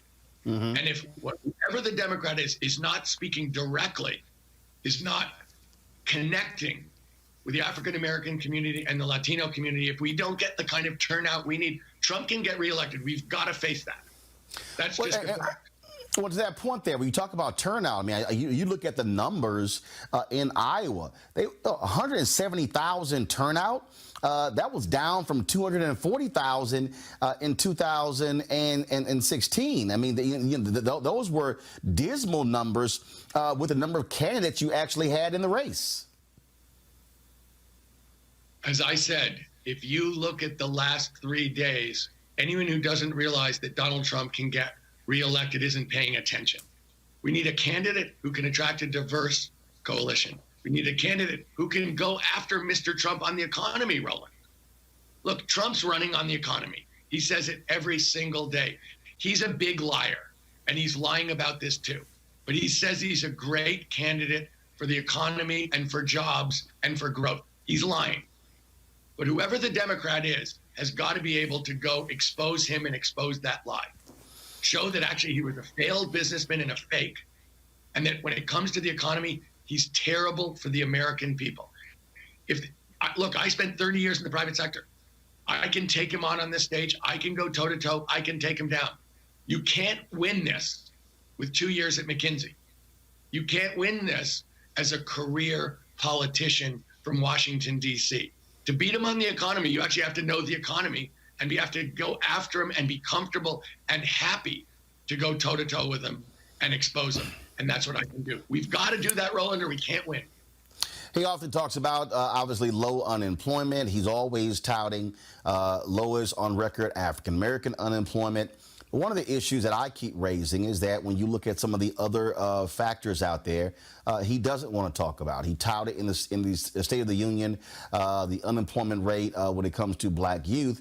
I keep making the point also that you hear him say nothing about the low black home ownership rate. And so in terms of, what specifically is your agenda when we talk about home ownership among African Americans? That's where most Americans are getting their wealth creation from. Let's talk about that. Let's talk about some of those very specific things that African Americans are talking about. And so what is your housing plan specifically to address black home ownership at its lowest rate since 1968 when the Fair Housing Act was passed? Yes. So, Roland, let's take a step backward, because I think, as you know, I believe that policy has got to come out of narrative and history and truth. And as you know, we don't need to get into it right now, but I'm somebody who believes in two things: reparations. I'm for reparations. And two, I would start a commission on race the first day of my presidency to retell the more than 400 years of the African American experience in the United States, to get into the legalized constitutional injustice, discrimination, and cruelty, but also into the contribution of the black community over centuries, not just in building the United States, but in leading the United States from a moral standpoint. But let's talk for a second about home ownership. And let me talk for a second. First, let me start with what I've been doing.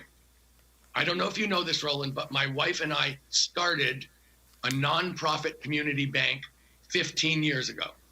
We didn't do it because I was running for president. We did it because we could see that banks in the United States redlined communities and didn't support specific people. So it's a mission-driven bank. And its mission is economic justice, environmental sustainability, support businesses owned by women and people of color. Where regular banks redline, that's where we go. If they won't do it, we will do it. It's over $1 billion now in terms of housing. In the last 3 years, we've supported over 8,500 affordable housing units. So I have a history specifically of going into black communities with a bank that's now over $1 billion, started from scratch, where we put in all the money. It'll never come back. It was put in a way that it can only be used to make more loans or be given away. And this bank is specifically dedicated to going into underserved communities, specifically black communities in our home state of California, in Oregon, and in Washington. But let's talk for a second about home ownership and why African-American home ownership is historically low, and why black people have been cut out from the basic engine of American family wealth generation, which is called home ownership through mortgage. You buy a house You take out a big loan called a mortgage, you pay down the loan, the house appreciates in value, presto, family wealth. That is the basic way Americans have built their family wealth for generations. And it's been, African-American families have been prevented from doing it because banks have refused to lend in African-American communities, called redlining. And there's a history of it. I've actually studied it. I've gone and looked to see what it looks like. It was absolutely, they were unapologetic and unashamed. They did it openly. So what would I do to address this? If you look at our housing plan, we have 7 million too few affordable housing units in the country. We can talk about how we're going to build those, and I have a plan for it. But in terms of African-American home ownership, we're talking about, and we need to, this is why we need to do a solution-based commission on race. I'm talking about subsidized down payments for families that have been shut out because of discrimination and racial prejudice, have been shut out of the housing market for generations. We're talking about giving specific assistance to redress something that has been a historic injustice of dramatic proportion. But your critics would say that's a quota. Agree or disagree? How do you respond to your critics who would say, hey, that's a quota? Yes, it's a race-based remedy. Okay, let me say this. Roland, you and I both know that in virtually every policy area in the United States, there is an unspoken, huge racial issue. Housing, yes. There's a huge racial issue, which is black people have been discriminated against from getting home mortgages for generations. Education, yes. Criminal justice, yes. So let's be clear. We're going to take race explicitly into consideration to redress racial injustice that explicitly disadvantaged and discriminated against black people. I'm not apologetic about it. Something wrong was done. That's why I want this commission to go through the facts of the last 400 plus years. Something wrong was done. Multiple wrongs were done. We didn't just get here. People did things that were wrong, like redlining black communities and refusing to make mortgages in them. Yeah, we didn't just get here. We're talking about reparations as in repairing damage done. Tell the story, start with truth, solution-based to talk about how do we repair it, and then how do we move on? If we don't tell the truth and repair it, how do we move on? How do we be the just society that we claim we want to be or that we claim that we are? So yes, I'm not scared of saying we're going to take race explicitly into consideration because race has been taken explicitly into consideration for hundreds of years. When you mention education, let's talk about that. Obviously, we have many presidents who've said they wanted to be the education president. When you still look at the numbers in terms of black student achievement compared to white students, there's still a huge problem there. There are people like me who are supporters of school choice, who believe in charter schools. I believe that there should be multiple options for parents, not just a sole option. I don't believe there's a panacea. I don't believe there's one way to educate a child. And so what does your education plan look like, specifically when we talk about African Americans? So when we think about education, Roland, let me give you some background on me and some background about how I think about it, and then let me give you the policies. So first of all, my mom taught in the public schools in New York City. After she retired as a teacher in the public schools, she taught prisoners at the Brooklyn House of Detention. My brother Jim, who's a year older than me, graduated early from high school so he could go to work in the New York public schools with my mom before he went off to college. He has been an advocate for at-risk children as a career, and he's older than I am. So I have been hearing forever on the idea about education, specifically of African Americans, as a means not just for prosperity and success, but also for mobility and justice. And the other thing I've been hearing since it seems like I was in the cradle is that you can't get to kids early enough. I mean, I'm for universal preschool. I'm for subsidized childcare because I know two things. One, that the number one statistic correlated with success in America, however you define success, is third grade reading comprehension. So I know you don't get third grade reading comprehension in the third grade. You have to be way early, but that where you are at that point is going to determine an enormous amount about the rest of your life. And if there's one thing that we need to do above all, it's to break this school to prison pipeline. We need to be early. We need to spend whatever it takes, really, to support those kids as early as possible to get them in a position to succeed. So when you ask me what's my policy is to be early. My policy is we spend at a federal level $70 billion on education. And at a federal level, we spend over $700 billion on defense. And that number has gone up by more than $100 billion since Donald Trump became president. So the increase in the defense budget in the last 3 years is more than the total budget for education at the federal level. Mm-hmm. And I look at education, that is our future economic prosperity. That's our future success, because we depend on the productivity and excellence of American citizens to succeed. But also, if we're not devoting the money and resources to give specifically African-American kids a chance to live up to their potential, to go wherever their talent and ambition and work will take them, then we are legislating inequality for a generation. Absolutely unacceptable. So my point on this is we have to be really early, and we have to change our priorities, not just in terms of supporting teachers, paying them better, also supporting them much more broadly and supporting the kids much more broadly, not just with teachers, but with mental health professionals, with nurses, with librarians. The payoff for this in justice and in success is so dramatic for our society. It proves to me exactly what I was trying to say to you earlier. Yeah, Mr. Trump gives tax breaks to rich people and big corporations, and that's his way of juicing the economy. It's a total fraud. It's a short-term fix. It's a sugar high. It's destructive in the long term. It's not just that. He doesn't do what it takes to really succeed as a society, which is to invest educationally in young people and to make sure that we're taking race into account to redress generations of underspending on black kids.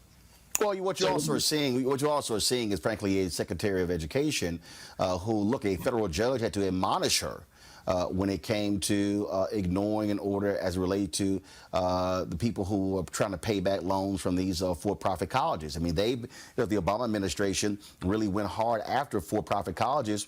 The Trump administration has let them off the hook and allowed them to run rampant.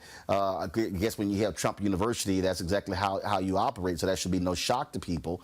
And so that's also one of the issues. He also touts, first of all, he lied when he gave a speech saying how he saved HBCUs. That's a flat-out lie. And so let's talk about historically black colleges and universities in terms of your plan when it comes to assisting those HBCUs. So, Roland, I hope you know, but if you don't, I'm about to tell you anyway, so you don't have to worry about it, that I have a plan to support HBCUs at a level that is multiples of what has ever been done or what's ever been proposed. Mm-hmm. And again, I believe policy comes out of narrative. So let's just remember, the historically black colleges and universities were created because it's illegal for black kids to go to the mainline colleges and universities. And so they were created, some of them before the Civil War, to be the one ladder to success down south for black kids who had ambition and drive and talent. And they've worked. They produced over half the black generals and doctors and teachers and judges and engineers. And they're dramatically underfunded. They have high tuitions because they don't have big endowments. They have high tuitions because federal funding has gone down by 42%. I'm talking about putting $125 billion into the HBCUs over 10 years.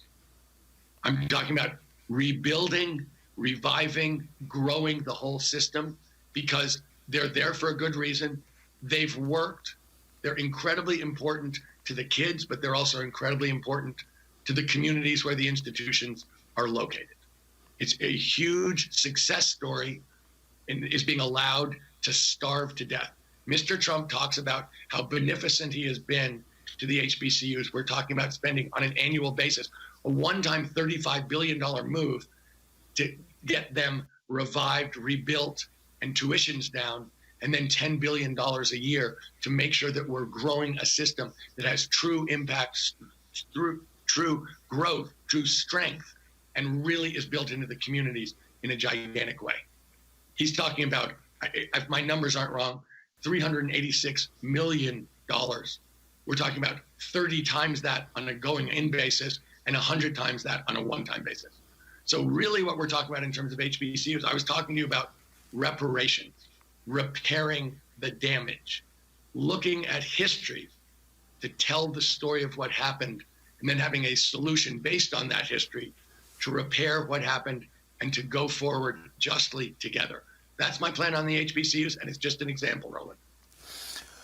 When we look at also black business, huge issue, the housing foreclosure crisis that took place beginning really in 2007 exacerbated that. Remember in 2014, the Wall Street Journal had an article that talked about $23.09 billion in small business loans being handed out. The previous year, African Americans only got 385 million of those loans. There was some effort trying to fix that as well. That also is an issue. I've talked with business organizations.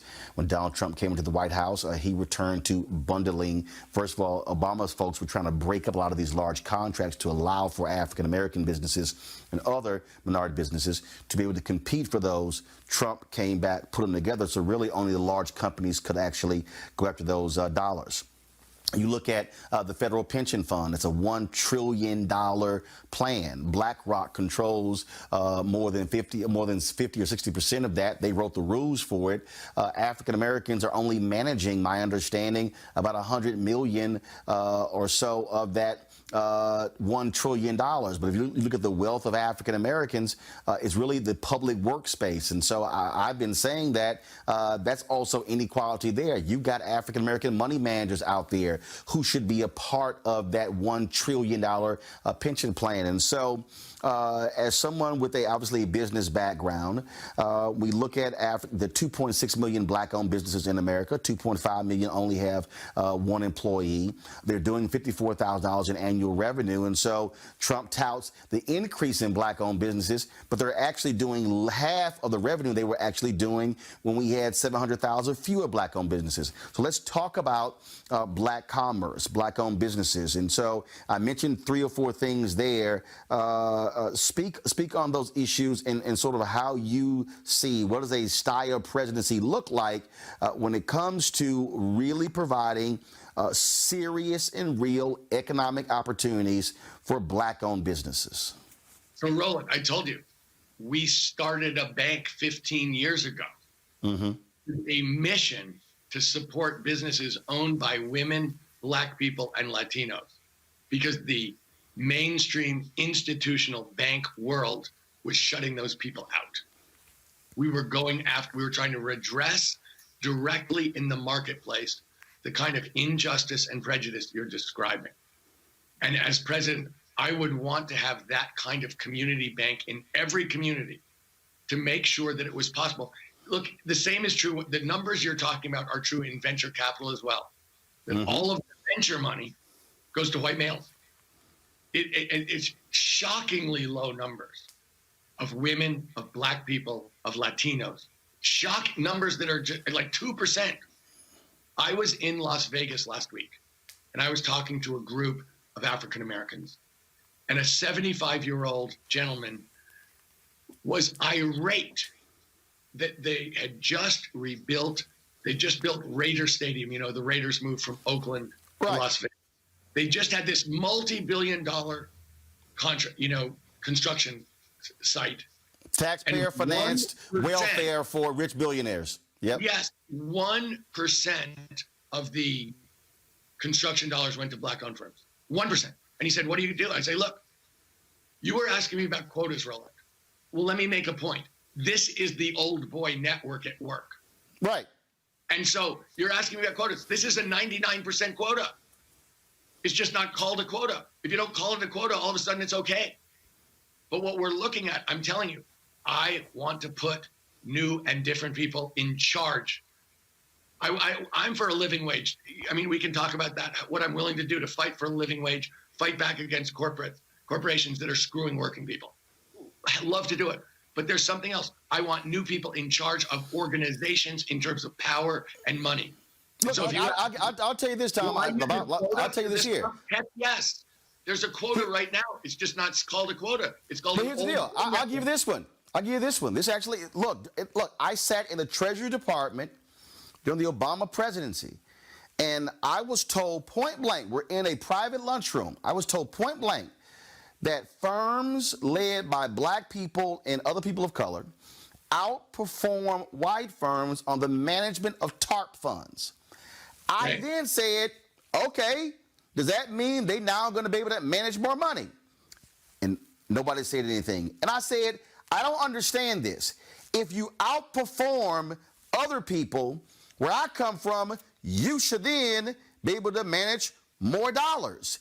And I was very frustrated, even with the Obama administration, by saying, hey, you're over the Treasury Department. It shares along with the White House.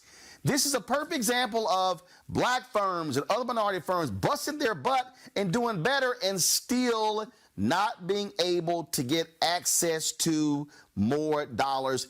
And that just made no sense to me. Roland, I'm telling you, people want to use the Q word, quota, if African Americans move ahead.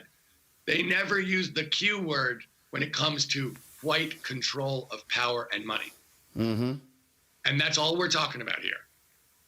And we're talking about an old boy network that is ensconced and that is deliberate and that has got to be broken up and called out. That's what I'm saying is, look, I don't mean to be funny, but good grief, in virtually every policy area in the United States, there is a huge unspoken racial aspect to it that people won't talk about, except to kind of try and denigrate black people for trying to get ahead, for pushing for change, that somehow that's unacceptable. And I don't even understand the logic, but it's a definite attack. That's what quota is. Quota is like, you're getting something you don't deserve. That's the argument for quotas. And you're not only are you not getting something you deserve, other people are getting stuff they don't deserve. That's really what's going on here. If we don't talk about race, if we don't do a formal commission on race, how does this ever come out? Because how do we ever get to a point where people realize we need these solutions? Something has been done that was wrong. And if we're going to actually move forward, you have to tell the story. I mean, Roland, one of the things that I've always been inspired by was the Truth and Reconciliation Commission in South Africa under Nelson Mandela and Bishop Tutu. Yep. But it was tell the truth. It starts with truth. You don't get to reconciliation without going through truth. But here's the deal, though. But I agree with you 100%. But you know what, though? They had the Truth and Reconciliation Commission. That was important. But one of the issues that South Africa is still dealing with is the fact that whites make up 9% of South Africa and own 72% of the land. Black South Africans are still dealing with the history, the legacy, yes, of that white supremacy. And the reality is, in this country, we don't like to use the phrase white supremacy. Even if you say white privilege, here's the problem I have with white privilege. People think white privilege, frankly, Tom, are guys like you with money. And I say, no, y'all don't understand. You could be broke and have white privilege, but it's that word privilege.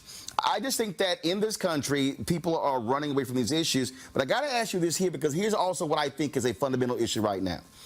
And I've been saying this for 10 years and love to get your thoughts on this. I believe that Donald Trump, I've been saying for 10 years that we're living in this world of white fear and white minority resistance of where we're going, of the demographic changes. I believe, Tom, that Donald Trump is pressing the buttons of that white fear. And when you look at what's happening here, I believe there is a fear of the demographic changes. Not with Latinos, by 2043, a nation will be majority people of color. And I think that's what's driving a lot of this angst. People, all the media said, oh, economic anxiety. Hell, black folks have economic anxiety, but I really think it's just this fear, this fear of the nation changing And being black, I have a different view of the flag and the national anthem than, frankly, a lot of people who were raised who were white. And so when you hear our values are changing, what it means to be America is changing, what they're really saying is we no longer going to have a country that's seen through the eyes, the prism of largely white men. And that is what is freaking people out. And Trump is seen as their savior. Just want to get your thoughts on that. Roland, is there any doubt? Of course you're right. Are you kidding me? What do you think immigration's really about? It's fear of non-white people coming to the United States. That's what Trump's arguing about. This is racism by a different word. He's not talking about anti-immigration. He's talking about anti-immigration by non-white people. As I like to say, there's no wall on the Canadian border. So, of course that's true. But let me say this, Roland. I'm from a minority state right now called California. Mm-hmm. I think it's great. That's where we're going. Great.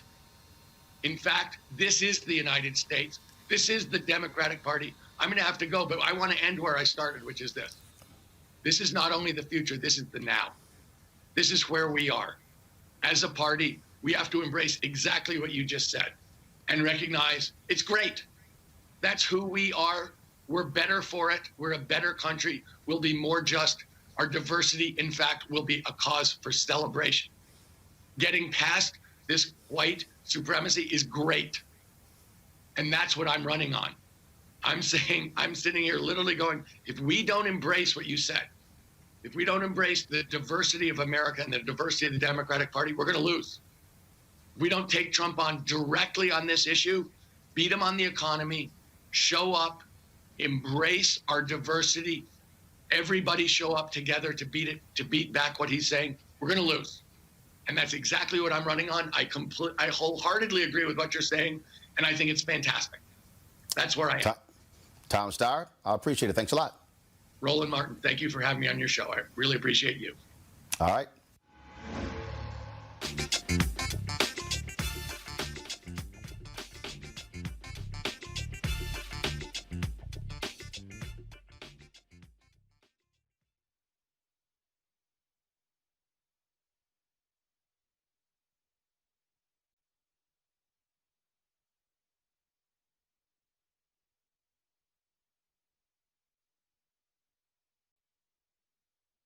You want to check out Roland Martin Unfiltered?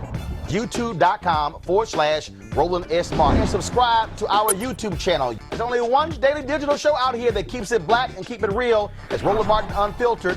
See that name right there? Roland Martin Unfiltered. Like, share, and subscribe to our YouTube channel. That's YouTube.com/Roland S. Martin. And don't forget to turn on your notifications so when we go live, you'll know it. Hey everybody, this is Sherry Shepherd. You're watching Roland Martin Unfiltered, and while he's doing Unfiltered, I'm practicing the wobble. Yes, I am. Because Roland Martin's the one, he will do it backwards, he will do it on the side. He messes everybody up when he gets into the wobble, because he doesn't know how to do it, so he does it backwards. And it just messes me up every single time. So I'm working on it. I got it. You got Roland Martin. Hi, my name is LaToya Luckett, and you're watching Roland Martin Unfiltered. What's going on, everybody? It's your boy Mac Wilds, and you are watching Roland Martin Unfiltered. What's up, y'all? It's Ryan Destiny, and you're watching Roland Martin Unfiltered. What up, Lana Well, and you are watching Roland Martin Unfiltered.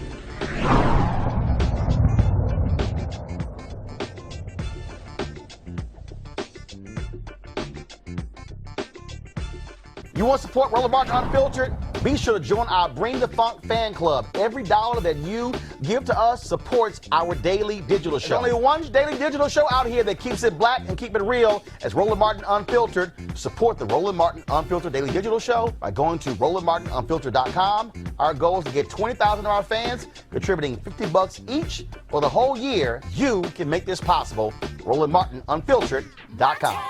Hey fam, want to check out Roland Martin Unfiltered, the blackest show on all of digital, cable, and broadcast. Check out our audio podcast. There's only one daily digital show out here that keeps it black and keep it real. It's Roland Martin Unfiltered. Press play.